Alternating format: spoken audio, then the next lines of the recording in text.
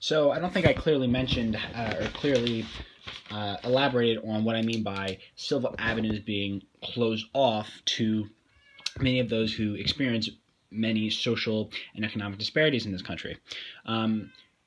People often like to respond with, well, you can vote. However, voting isn't as easy for everyone.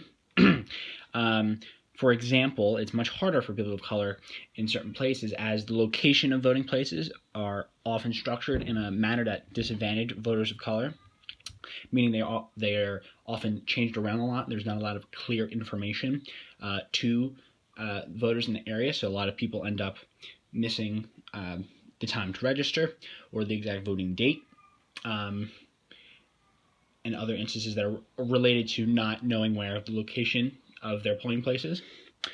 Several states with large and growing Black and Hispanic populations have just closed a lot of polling places. Texas has closed over 400, Arizona over 200, and there's a lot of other southern states that have collectively closed over 250 as a result of moves like that. Wait times to vote have increased, discouraging those who are not already involved in the political process from joining more than anyone else.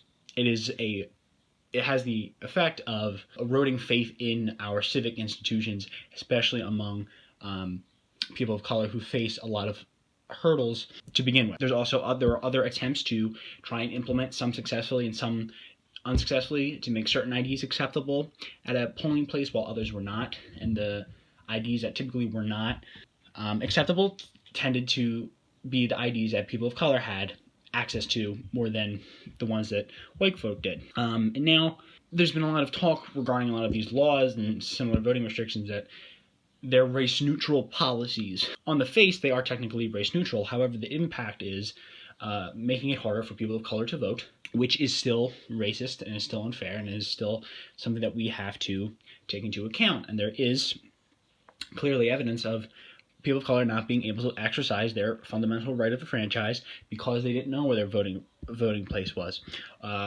or the voting places near them closed and the only one that was open was too long and they can't get off work. People vote no matter who you are based off of if it seems worth my time. If you look at a lot of the political science research, I just learned this in Political Science 101, people, if it's not too much of a waste of time, if they think they're actually going to influence something, then they will vote.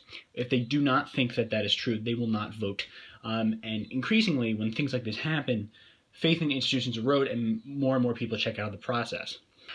Also, you have to look at those who are actually available, and a lot of those who are available to vote for are only candidates as a result of being close with special interests that allow them to run more widespread campaigns. So, for example, there's not a lot of candidates who run for office, who represent the poor, because a lot of poor people do not have the resources to run media ads, to hire campaign staff. And getting your name out there is the biggest obstacle to winning an election. So, unintentionally, those interests with more resources tend up to have their interests favored more over others, and it undermines the one vote to every single individual principle where some groups are just inherently favored over others.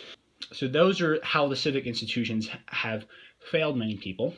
And then we have to take into account the past peaceful protests and means of spreading education that have fallen on deaf ears in the white community. For example, Black Lives Matter was completely ignored and branded as a violent group over the past 7 years. They were all lumped into a category of cop killers or wanting to kill cops, which is just not the case. You can find some protesters who, at a couple demonstrations, who have said this, but that's not reflective of the group's platform page. In short, it's decentralized. So there's a lot of chapters across the country. People in local areas tend to fill those chapters and conduct protests locally, and so that can create a difference of certain things. And yes, some more radical members can get in there and say, fuck the cops, kill the cops, so on and so forth. That's not reflective of the broader movement or the principle of the movement, which is Black Lives Matter as well as all the other lives. And since we are facing certain things, we just want our fair seat at the table. That did not go over well, considering the response from that was All Lives Matter and Blue Lives Matter, and is often talked in a very demonizing way, despite trying to actually understand and try to understand the movement or even visit their issue page. Even after video showing inexcusable excessive violence against minorities by police that came out, after studies and statistics showing people of color being more impacted by police brutality, which I'll touch on shortly, after policy proposals that have been shown to reduce excessive force in police departments were shown to work, like those instituted by the ACLU in certain Californian localities, or even in Camden, New Jersey. If you look at the protests in Camden over the past recent days, demonstrations stayed peaceful, as police did not come out in riot gear. They were less militarized. They actually stood in solidarity alongside many protesters. But one of the big reasons why they've seen, for example, excessive force complaints drop 95% between 2014 and 2019, with only 3 complaints respectively in 2018 and 2019, is because of the new restrictions on the use of force. They emphasize very heavily and train daily de-escalation tactics, and that ends up avoiding the worst tendencies of many of those in power. If it's an implicit racial bias, if it's a power trip, getting caught up in the heat of the moment, so on and so forth. There are policy solutions that work, and this protects both the police officer, the citizen, and the suspect, as violent crimes over the same time period have actually come down in the city of Camden, New Jersey. And even after the NFL protest during the national anthem, no serious attempt by the white community or those in power were taken to seriously address the concerns of the African American community. Now, regardless of what you think of what occurred in the NFL from Colin Kaepernick, say you disagree with this specific kind of peaceful protest, fine.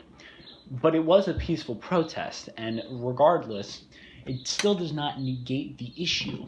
But what happened in the white community is that we allowed a specific style of peaceful protest, mind you, to negate the serious concerns of the African American community. We made an issue that does not impact us, but impacts other people to a point of where they are brutalized. It's an extremely important issue to them.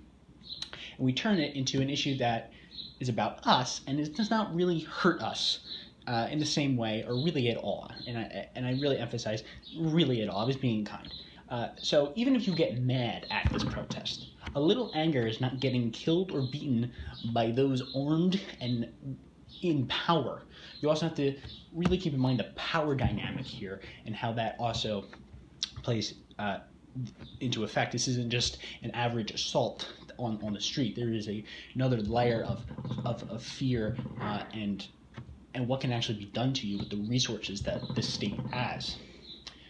This is what the white community essentially did, is equivalent to someone coming to you and saying, I lost my job, I got in a car accident, and now I'm going to starve. And the listener, us white people, went, well, this is so rude that you're telling me this because you interrupted my favorite song to tell me that your life is in danger.